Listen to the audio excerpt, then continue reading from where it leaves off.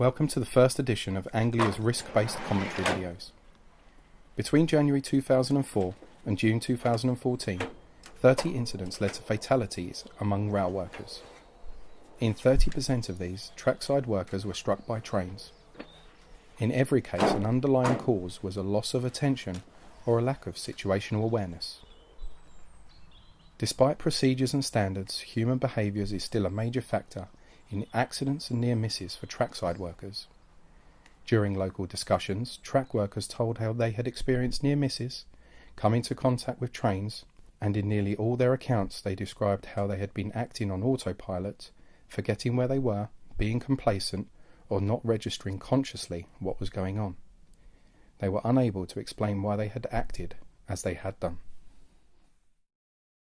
I was working, going to do some surveying for some weekend work. I was out with a track gang. They were digging wet beds. I was working in their safe system. And as we were working, the distant lookout blew up to say a train was coming. We all stepped out of the forefoot in good time, and we were chatting about, what was happening at the weekend. I was thinking about the work, the surveying and the weekend work coming up. I guess I was also a bit hungry. It was coming up to lunchtime. And for some reason that I couldn't explain, I stepped back into the forefoot before the train had passed. Luckily, the guy next to me shouted out really loudly, grabbed the back of my orange jacket and pulled me out of the way of the oncoming train. So that was a definite near miss. There are two types of basic memory: short-term memory and long-term memory. Short-term memory is just that. We can juggle around 7 pieces of information at a time and remember them for just 10 to 20 seconds. This is why, although we've acknowledged a lookout warning, we can still forget and remain in the path of a train if we are focused on the job at hand at the time. We also know that forgetting is increased when we try to retain more than 3 pieces of information simultaneously, and when we are in an environment where we are receiving information from a variety of sources at the same time. Long-term memory is intended for storage of information beyond the present.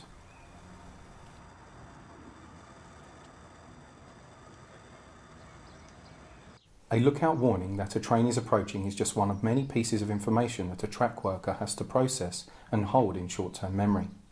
Just consider all the environmental, work and personal stimuli that a track worker is processing in 10 to 20 seconds. Given a person must be in a position of safety within 10 seconds, it could only take a matter of seconds for the lookout warning to drop from working memory, if not consciously kept there. One way to mitigate against dropping key thoughts from working memory is to remind oneself of vital safety information by saying it out loud. This is the basis of risk-based commentary, which is used in many other industries.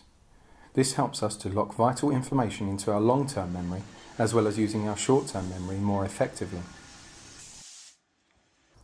No. I'm not just making that on up. That front one, it's just 2 bolts on the side. That just ain't so bad, obviously.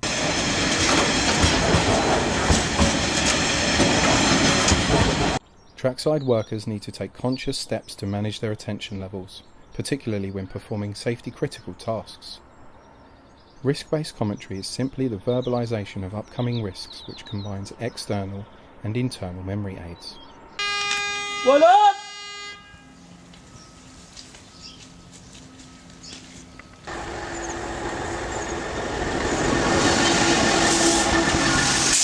And I know they was on there. I don't think they realised when we had to get the motion unit off, it took a lot of effort, physical effort. We had to use the hammer and the chisel to knock the nut through to make the pressure on the thread. I don't think they realised that they're not tested in the laboratories and stuff.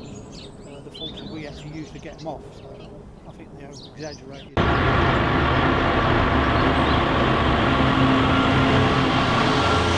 They're quite flimsy anyway. For the job they're supposed to do, it's supposed to be a locking tab. And they're thin, like a bean tin metal. They are. When you do up the nut, they twist and distort. They're not fit for, they're not fit for purpose. Well, the locking plate is the opposite.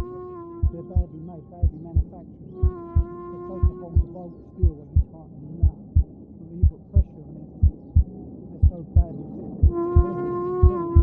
And actually takes the corner off the bolt. They don't do their job. They have to get a spanner or a socket underneath. Don't forget there's one on, Glenn.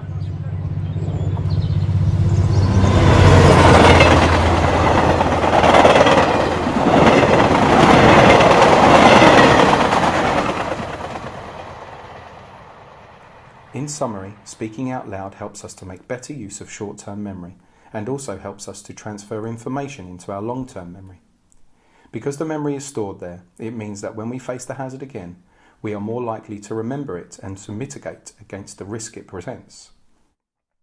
Risk-based commentary can help prevent mistakes and errors due to automatic actions or distractions.